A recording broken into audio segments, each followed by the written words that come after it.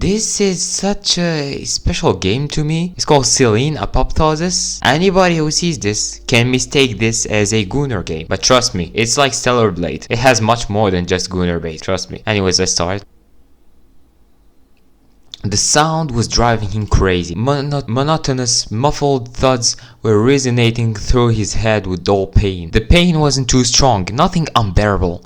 But that sound, more than anything else, he wanted the sound to just stop. Thud. Nevertheless, the knocking sounds didn't end. He knew it well enough because he himself was their origin.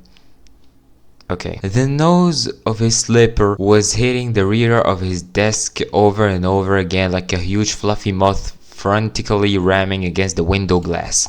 He wanted plenty of things. He wanted to pay the rent in the time of this month, not to displease his landlady again. He wanted to finish the script, or at least in drive, because a draft was way better than nothing, something one can work with. And he wanted to sleep.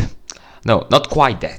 The problem, a serious one, was that he didn't really want to sleep. He leaned back in his chair, rubbed his shut eyes, pressed his eyeballs until dancing pale lights appeared. Of course, he took the sleeping pills. When a healthy 8-hour sleep gives way to a not so healthy 5-hour nap, then a 3-hour eye shut break then goes away entirely, you stop thinking how this will impact your liver. You just want to sleep. You need to sleep, especially if you have already taken advance payment for the first part of a gig, and the goddamn text won't just write itself. However, if the text could in fact write itself somehow, he would probably lose his job. He didn't have any illusions in this regard. As soon as neutral networks get smart enough, he and dozens of other ghostwriters will vanish into morning mist of a new era in literature. He didn't have much of a name or connections, only some skill and the knack to meet the deadlines for the most part. The client was content with this, and he was content with the pay, so everything went well until the pills started failing him. Blam. This time the tic got too strong. His foot jerked and hit the board with every noticeable pain. Seemed like he even heard his toes crack. He muttered a short curse and rolled the chair away from the desk, although he knew now his attention was not fixed on the blank text file. The tic should go away all by itself. It's funny how the consciousness is detached from the body. He often thought about it, especially while having insomnia. It's like you're working as a team,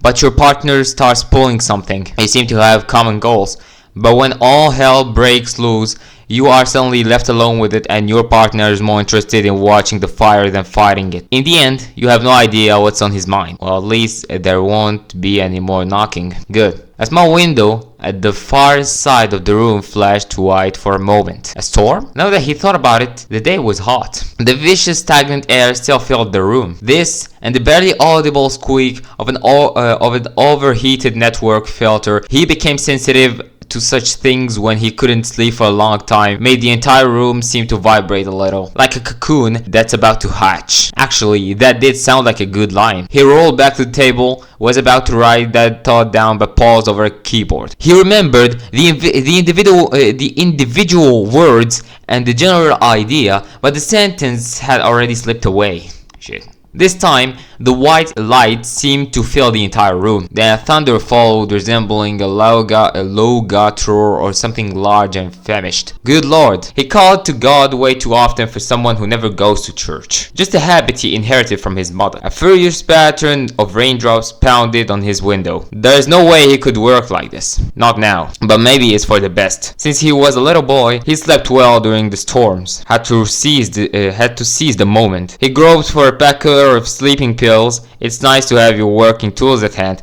Popped the pills into his mouth and opened the window to hear the steady patter of the rain. Then he went to the bed and collapsed on the top of the bed sheets, his clothes still on. He could tell by the sound of the water had flooded the window still and was trickling down to the floor. He decided that was a small price to pay. He felt a pleasant chill of cloth beneath his cheek. The wavering haze was gradually fading from the room, yet the sleep did not come. He tried to take off his shoes, change position, take a pillow, cover himself, throw the pillow away to the other side of the room. Nothing helped. He just laid there with his eyes closed, and though his closed eyelids felt heavy, he knew it was an illusion. In vain. He's not sleeping. He can't sleep. I know it seems from the trailer. Thud. At first he thought he was imagining things. Dot dot dot. Sometimes the knocking paused, but it never stopped completely. The sound came from below, from the first floor. Someone was banging insistently on the door, and with each thud he could feel the rage building up like a tight knot of pain around his stomach. He is trying to sleep. It is really that hard just to leave a man alone, at least at night, at least in the house that he pays for, specifically for that nobody would bother him. He opened his eyes, easy just as he thought, sprang to his feet and ran down the stairs. Something was boiling inside him. Halfway to the door, he took a turn to the cupboard and pulled out an old baseball bat. He was likely to actually use it. He asked himself if he would as he reached for the door handle. No, he certainly wouldn't, but he's angry and he wants the night guest to learn it. What the hell? The rain was still pouring, or rather it was actually getting stronger, as his mother would say, and the floodgates of heaven tore open. His mother used to say a lot of things. That was on the other list of reasons why he had to rent this overpriced house where anyone could start banging the door in the middle of the night. A cat, for example. What the hell? Here is the main girl. He said it again, this time aloud. A cat was standing on his porch. She looked like a purebred British shorthair in all respects, except for the color. Aside from the smoky grey head, wet fur clung to her small, rather skinny body, dripping with water. The cat could have probably slipped into the house as soon as the door opened, but instead she froze, as if waiting for the host to say something. Should I let her in or refuse? I remember my first playthrough, I let her in. I want to refuse. I want to see what happens when you refuse. It will be raining again soon. What? I expected something to pop on, but no. For some reason, when I click on refuse, they don't let me. Like, they keep writing, it will be raining again soon. Let's let her in. It was cold outside. Much colder than one might think. He didn't feel angry anymore. Alright, come in. He stepped aside, freeing the doorway. The cat didn't move. So, you don't want to, huh? He was about to say fine then. Close the door, go back to the second floor and lie in suffocating half sleep until morning. But he finally realized what was wrong. The bat. He threw it away, aiming for the sofa, but missed. The bat clattered on the floorboards. The cat folded into the darkness with her round yellow eyes. The sound didn't frighten her. He sighed. I won't hurt you. Come in if you want. The cat raised her eyes at him. For the first time he actually saw and couldn't help admiring how big and yellow they were. The cat's pupils were also large and incredibly round, like two full moons in an eclipse. Just as he was about to close the door for a second time, the cat murmured something and fluttered into the house, butting him with her wet head as she passed by. He smiled. Strictly squeaking, at this very moment his line had ended. If the landlady found out, and he was sure she would, he'd have to look for a new place to live. There are plenty of lonely, bored seniors in the neighborhood, he thought, and they only have two hobbies, observing and reporting. The subject and the recipient aren't that important. Well, it's fine, maybe he'd leave the suburbs. Maybe he'd move to an apartment, since him getting privacy didn't work out anyway. The rain was getting stronger still. He closed the door. Okay. The cat explored the house with cautious curiosity, stopping by different objects, as if trying to understand their purpose. Watching that was amusing, so amusing he even forgot about the stain. When he remembered, it was already spread out, a dark spot of water in the place where the cat clung to him. He pulled the wet cloth away from his body and stared at it blankly for a moment, then almost groaned aloud. The cat was soaked, so she probably got a lot of dirt in the house. He decided not to turn on the light. He had enough disappointment for the night. Instead, he went to get a towel. Alright, come here. The cat turned her head to the voice and froze in place. She was aiming the TV, a lifeless black mirror of a plasma panel in a lacquer flame that he hadn't even touched since moving in. In the reflection, the cat herself looked black. She gave him a long, appraising look, and then, with a sudden eagerness, thrusted towards him, deftly avoiding the obstacles. He was surprised. Maybe the cat decided he was more interesting than the TV, or maybe she acted out of respect for her host's will. Anyway, he felt grateful. Finally, someone he can actually negotiate with. Suddenly, he thought how nice it would be to crawl under the blanket with a warm ball of fur. It would surely have helped him fall asleep. I don't know if the Catwoman is a metaphor. I never understood this one. I don't know if the Catwoman is a metaphor of a cat, or if it's like a Catwoman that he is mistaking as a cat, like because of his delusion or something like this. As a child, he had a cat, gray, huge breasts, immensely ugly and equally beloved. He often fell asleep hugging him. The cat's name was Timo, and he faded into a June night many years ago. The cat bumped her wet head against him once more. He thought that cats actually shake off the water themselves, usually, but perhaps not always. Hey, easy there, you're all wet. The cat looked up at him with her moon-shaped eyes and murmured something again. Do something about it then. He smiled and got to work. He had to squeeze the fur thoroughly so the towel soon turned into a wet rag. Should he... Let me bathe the cat. That won't do. I'll give you a bath. As he carried her to the bathroom, the cat stayed still in his arms, a warm and incredibly light body pressed against his chest. He was expecting the cat to bring out the claws any moment. Maybe as he opens the door. Now? Or as he turns the light on, maybe this time. But nothing happened. The cat glanced around the new room and looked at him again with her intelligent, almost human-like gaze. Not a single muscle in her small body moved. She was curious, and that's about it. She trusts me. He was about to ask her if she knows where they were and what was going to happen next, but that was just too much. So it shouldn't be very difficult. The two of us can manage this. What do you think? He read somewhere cats should get used to the new surroundings before bathing. Fear is born out of the unknown, and in that regard people haven't got too far from cats. New scents, unfamiliar objects, and the splashing of water, these are just shadows under the bed that will fall back if you get a better look at them. He carefully put the cat on the floor. She looked around the room again and returned her questioning eyes to him. It seemed like she got comfortable enough. He turned on the water in his shower and felt a gentle touch. The cat was already loitering around his feet. He was curious indeed. The shower isn't so bad as compared to the rain, is it? The joke came out a little awkward. He felt embarrassed and he didn't know why. She's just a cat. Maybe it was because of how the water glistened on her skin, or how she was looking at him from under half-lowered lashes. She was actually watching. He met her eyes and each time felt shame burn through him, but that shame was thick and sweet. He was a little dizzy. His hand slid over her smooth, wet skin, and each time he would ask himself, was it really necessary? Then he would feel her eyes on him, and his towel would melt, running down her thighs with the lather disappearing between her neat toes. The bathroom shimmered molten bright, pulsating with light or darkness. He felt he was losing his balance, and pulled his hand away, but she returned and pressed it to the wet, hot skin covered in a soapy veil. She guided it. Guided what? Guided what? He couldn't remember how it ended up in the living room again. The cat was napping peaceful in his arms.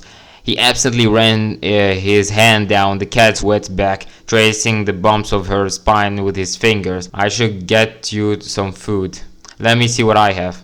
Maybe he should have gotten the cat from much earlier, a ball of fur with a pair of moon eyes and velvety voice that you can always negotiate with. And that's about it. That's kind of funny. He could have avoided all that suffering if only he had a cat. Perhaps the landlady would have even warned him about the milk. The milk itself is completely harmless unless, of course, you are allergic to lactose.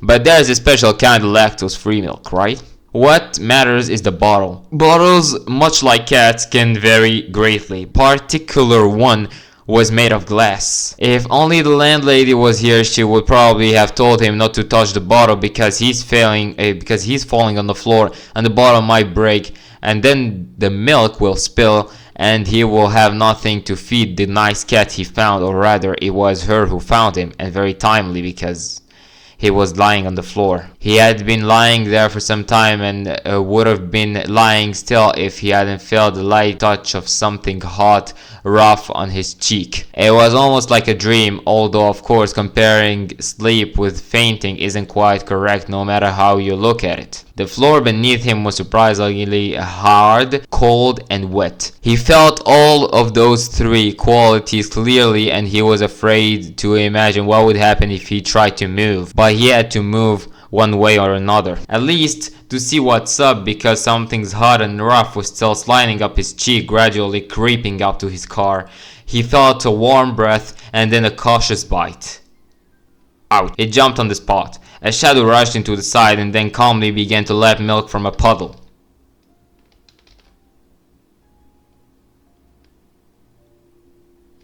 Oh hell no, they're doing it on purpose. The cat.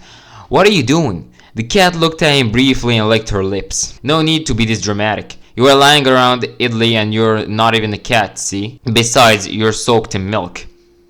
Well, you're right. I let you down and had to get my punishment. I let myself down too. Good lord, now there's cleaning to do until the next advent, like his mother would have said. I'll go get a rag. Stay here and don't ruin what's left of the kitchen while I'm gone. The cat watched him go with a skeptical look. Aren't you the one who's been causing all the trouble so far? When he returned with the bucket, the cat was gone. The theater of presents, how to bake. In the kitchen, something exciting is happening. Take what? You will need a blade. Did you take the pills? Scratch out the entrails. The Egyptians widely used honey for imbibing and preserving food. Later, their recipes were adopted by the Greeks. Also, add a teaspoon of apricot jam and a walnut and a little cinnamon. Before baking, put a tablespoon of butter on top of whatever. Microwave for 5-7 minutes at full power. Don't listen to them scream. Dude. I told you this game was more than just Gunner bait. This game is fucked up, I swear. You're gonna see worse scenes. The next time he saw her was in a few days or maybe in a week. He always had a bad sense of time, especially when he was immersed in his work. He still couldn't sleep, but at least he was making some progress with the script. It was a narrative game project, as a customer called it, but actually meant do whatever you have to finish it on time, else forget about the payment. And so he did, although he was resentful, and that got in the way a lot. The reason of those feelings was the cat. He knew how stupid that was, but he couldn't help it. He forgave her for the bite almost immediately. That wasn't the thing. He was bitter about how the cat ran away despite him trying his best to take care of her. She was nowhere to be found in the house, so he immediately thought about an open window on the second floor. Maybe he should have closed it. He dwelled on the thought for a while. He even approached the window at some point, but in the end, he decided not to do anything about it. He was hoping, and there was no shame in that. It's not the same as you turn up a 10 and start eyeing girls. That cat would come back, and she did. He had just settled himself on the sofa with some book. Some was the word, as he couldn't remember a thing from the cover. Why are there two "the" from the cover? Even though he read the title several times. The symbols were floating before his eyes, and of course he couldn't make out a word. No wonder, considering he didn't sleep at all. When you think about it, it was surprising he could write in this state. Either way, he was barely following the book, so he wasn't upset at all when a fluffy head butted his hand. Hey, I'm trying to read here. And you don't seem to be getting anywhere. What does it matter anyways? Bear scratched me right here. He complied. You were absent for so long. I thought you won't be back. Then why didn't you close the window upstairs? And there's a big difference between expectations and hopes. He had learned that well. Why did you leave? Did I do anything wrong? The cat stayed silent. Bitterness. Don't mind me. What the fuck? I'm here to collect the tomato soup. What the f? After all, there was no point in his grudge from the start. Nobody gains anything by holding on to small grudges and staying blind to what they really feel. He wouldn't have won anything. It's not a damn lottery. The cat rubbed against his arm again. He put the book down and gently placed her on his lap. The locket around her neck, unexpectedly cold, touched his skin. Then he got a hunch. Did you go home? I have no home. Well, someone must be caring about you if they put that collar on. Sometimes a collar is just a collar, don't you know? This time, it was him who stayed silent. The cat buried her head in his stomach. Want me to take it off? No, it's mine now. Besides, it's easier this way if I catch someone's eye on the streets. He nodded because, if you think about it, that really was a reasonable choice. The cat's fur was thick and smooth, very pleasant to the touch. He wanted to bury his face in, find out what it smelled like. What she smells like. Do you have a name? Of course, everything has a name. And what's yours? The cat looked at him carefully with her brightly yellow eyes as if saying, take a guess. I guess her name is Celine since it's the name of the game. But she didn't actually say anything. On her locket there was a small engraving, a crescent moon that was dimly shining in the pale light coming out of the window. Celine. Of course. The cat looked up at him and her pupils flickered into 2 full moons and an eclipse. Then she rubbed against his arm one last time and stood up, stretching, arching her back. Don't close the window on the second floor. I won't. She left, but the name stayed with him, in and around the house. Celine. So hummed the glass, white in the moonlight. So whispered the long shadows in the branches outside the window. Fuck is the name, doesn't matter. I don't know why I should make these choices. It's disturbing. I don't remember much of my last playthrough. Let's say it doesn't matter. He wasn't sleeping, but his house was. And its lullaby was woven with one single word. Celine, obviously. He had suspicion concerning rats for a while already. At times something scratched inside the walls and he became sensitive to such things when he could not sleep for a long time. Faced with these symptoms, the last time he took a flashlight and some stick and then circled the house for a long time, tapping the walls here and there. He had no idea how to deal with rats. At least that's what he thought until he remembered how his mother used to handle this. After Timo had vanished, poison became the weapon of choice when it came to dealing with rats, the kind that should be kept away from small children and pets. Having remembered this, he went out the hardware store and filled the cart with colorful packages, and then he thoroughly stewed the whole house with bright deadly pellets that crunched under his feet when he went to get coffee. After a while the sound stopped, yet he could hear them again now. Something was scratching. It's been a long time, so no wonder. Those pets always come back. That's what his mother would say, and this time he'd agree with her completely on the matter. He considered his options. He had no poison left, and he could not go out to restock. He was completely immersed in his work, and although he was now much closer to the end of his script than on its beginning, there was still much to be done. Although he couldn't sleep, he still could work, and it would be stupid to lose space just to go shopping. Besides, now he had the cat. He didn't really own her, of course, but she came to see him and he always made sure that she ate well. He had to care about her safety. No poison was not an option. Of course, he considered asking the cat to do the job, but every time she came, she thought completely vanished from his mind. He had other things than rest to talk about. He told her a lot about his work and sometimes read what he wrote. The cat rarely gave any comments, but never refused to listen. He liked that about her. Not only that, of course, take her scent for example. She smelled of warm fur, dust, and something sweet. This may sound simple, but the smell made his heart ache with sadness and unbearable love. At least you can work, said the computer screen, flickering in the dark. But he couldn't, as that very moment he heard the thing again. Something scratched in his thigh, and this time the sound was different. He swung around and looked behind him, then swallowed hard, staring into the darkness. Suddenly his head cleared up. Something is coming, said the computer screen. Careful, said the flat white ceiling lamp. It should be downstairs on the crumpled bed. Downstairs. The first floor was dark, veiled in slumber, just like the rest of the house. There is no point in turning on the light if you are going to stay in the same room, typing all night and all morning, all day and all the next night too, unless of course the cat comes. And even if he had to go out, he knew the house perfectly well, even bonding with it. He needed no light to get anywhere he wanted. That's why he won't turn on the light, so the one who scratches wouldn't know that he knows. He decided so as he went down the stairs silently. Downstairs was quiet. He listened to the silence for a few minutes, but it sounded unconvincing. If something has started scratching, it won't go away that easy. He knew that for sure. Those pests always come back. He had to arm himself somehow.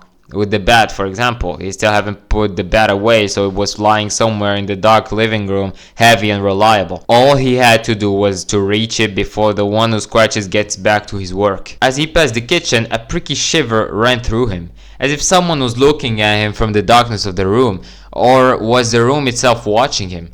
Either way, he knew better than to turn and peer into the dark maw of the entrance. If he dares, something will come out. Something he doesn't want to know about. He found the bat under the dresser, and just in time, because the next moment he wouldn't have been able to move. Something was scratching in the walls, a new disgusting sound that had nothing to do with rats. To be more precise, this new sound could not have anything to do with any living being. Squeak, squeak, squeak. A painful spasm passed through his body. He crouched as if someone had hit him in the gut, and then he did something stupid. Stop it. It's forming like an eye. Please stop. I can't take it anymore. But the nightmares don't end just because you ask politely or because you really can't take it anymore. It felt like the voice didn't belong to him. Of course, the voice was his own, but he certainly would have never done something like that. You never talk to the ones who scratches. Squeak, squeak, squeak. Jesus, is that you? And you tell me this is a porn game span? You fucking kidding me? But there were none. Only screech here and here, as if something was trying its strength on the house, looking around for something, looking for him. Hear Grace speaking out loud many times. It would have been better if he died quietly right there. This would have solved many problems. What the fuck was Jesus doing there? Jeez. He was leaning against the back of the sofa quietly, whimpering when it went silent, as suddenly it had begun. For a while he continued sitting crooked like a giant fetus, hugging his knees and his bat, and only moved when he really believed that everything had calmed down. Dude, stop jump scaring me like that. In that very moment, the alarm metal handle on the back door began to shiver. He didn't immediately realize where the sound was coming from, the soft rattle of metal and glass, but he had a clue. Transparent glass on the back door was closed by a thin polka dotted curtain, and it trembled in a rhythm with the sound. And then the house got quiet again. Some force, the same one that beckons the window on high floors, called him to look behind the polka dotted curtain. He knew just one look would be enough to make him lose his mind, but the call was too hard to resist, and he hadn't slept for too long. Slowly, as if half asleep, he made his way to the door. He could see the pattern clearly now, so close it was. Small dots, each one quivering with a silent cry. Do not look, do not look, do not look. He yanked the curtain aside and stared into the darkness with eyes of a man facing a truck moving at full speed. Of course, there was no one at the door. Please, no more Jesus jump scare. After that, he decided to always keep the bat nearby.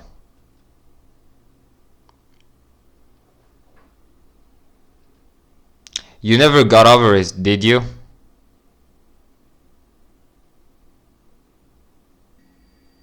Squeak, squeak, squeak. His mother always had fitting prayers ready for every occasion. But this time this wasn't the right moment to think of it, as he had to try and do something. This time even his mother could have been taken by surprise. She probably had to consult a neuropathology forum, as this case sure needs a professional opinion. Something like, "Greetings, my boy hasn't been sleeping for a month or so. You know, it already started to get out of hand. He sits in a dark room all day writing his stupid scribble. I don't know why he got into his head that he can write, because after all these years in business, he still has neither a name or connections. You know what I mean? And besides, she was always fond of embarrassing him before getting to the point. Besides, he gets an awful nervous tick when the one who scratches curls up his window scratch hole stomach. What prey would you find appropriate for this occasion? He's not really going to hit this thing with a bat, is he? Maybe my baby boy won't hurt a fly. He has no guts for that. Fuck. The first thing he did when the days had worn off was grabbing the bat. Then he pressed himself against the wall by the window, and that was all he could do, for the nails were already scratching very close to the sill. Squeak, squeak, squeak. I'm coming for you, little whiny boy with no guts. I'm going to scratch a hole in your belly and see if I can find them. He didn't want to see what was under the sill. He would prefer to die than look at it. The nails struck the sill. He knew there were no black marks on it, and some metal shavings got under the nails. Maybe some of those nails got broken, but the ones who scratched doesn't care. It's got oh so many of them. He wasn't really going to hit this thing with a bat, was he? Something began to climb over the sill. He tried not to look, yet he could still see it. He's wizard maxing. That's what's happening. Something akin to squishy fingers or guts with lots of nails that grew on top of each other like clam shells. In the moonlight, he saw tufts of fur glistening on these finger guts, just like on a rat's tail. Then he realized two things. Firstly, he got an insight on Timu's gift. The thing is, his old cat constantly brought him something. The prey, those morbid little signs of unconditional love as he thought back then. But now he figured it out. Things he had been secretly throwing out the window in the middle of the night weren't dead mice. Those were small fragments, tiny pieces of the hideous fingers of the one who scratches. What the fuck? Look, master, this nightmare is vulnerable. I drove it away and I brought you a piece of its flesh, which means you can sleep safely tonight. That's what the cat thought when its owner ruffled Timu's knobby, scrubbed head. I don't know, I can see some faces, but I can't really describe this figure. And secondly, he realized with all the clarity this was the thing that lures cats into darkness of summer nights from which they never return. The thing that took Timo away, and now it has come for Celine. He stopped weeping, but was still breathing too fast, drawing air through the bare teeth. Inside he was boiling with rage. He wasn't really going to hit this thing with a bat, was he? He was. Damn right he was. He turned his head slowly and stared, eyes wide open without blinking, as the glistening flesh clambered over the sill. He was waiting. He felt sick but decided he would throw up later. Right after he turns that thing into a bloody mess. I know you. You won't get her. You won't get anyone. The sound that came out of his throat didn't resemble words, but that was exactly what he said. He charged at the thing with trash it, and smashed its finger, guts, tails, or whatever that shit was, and the bat seemed lighter than a feather.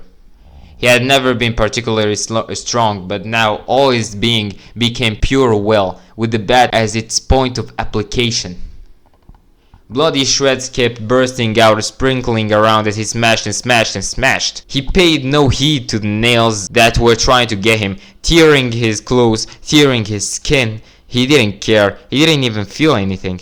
Anything but desire to wipe this thing off the face of the earth, to smash it out of reality if he had to. Finally, the corpse crumbled and distorted, slid off the window frame, collapsing down. It was over. The blood-soaked bat slipped out his hand and rolled across the floor, leaving a long black red smear. He wouldn't have been able to lift it. He was barely standing on his feet and drool mixed with blood ran down his face. He had read about it in some magazine.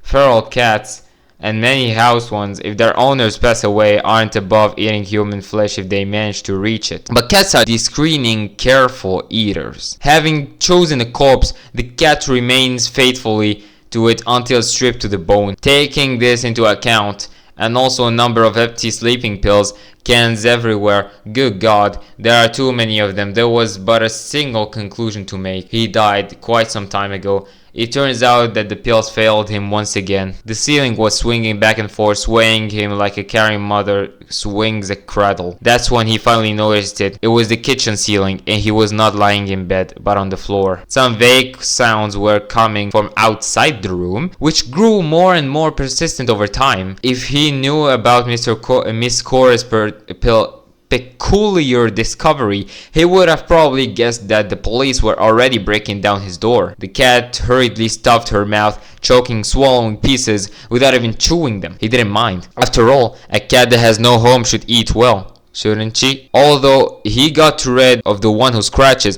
the street is still full of dogs and evil people. Even his mother would agree, and his mother never ever agreed with him. And yet, he still had one question to ask. Say, did you love me? Even a little? For a moment the cat took a pause with her task and looked him in the eyes. Her body was shivering. A yellowish flap of flesh that occurred to be a piece of rotting fat was trembling in her long sharp teeth.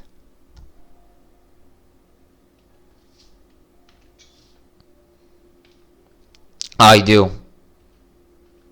He breathed in her scent for the last time, the smell of fur, dust, and something sweet. The smell of carrion. Is that an end? Ending 2 out of 6. Damn, that was quite an end. To the main menu. No more. So I'm gonna tell you there are many other endings. Honestly, this is such a special game. Like, dude, I just can't stand it when someone tries to like criticize this game, labeling as gooner bait just because it has a cat girl in it. Somebody should try this game out. Check it out. It's free on Steam. Anyways, I hope you enjoyed the video. Goodbye.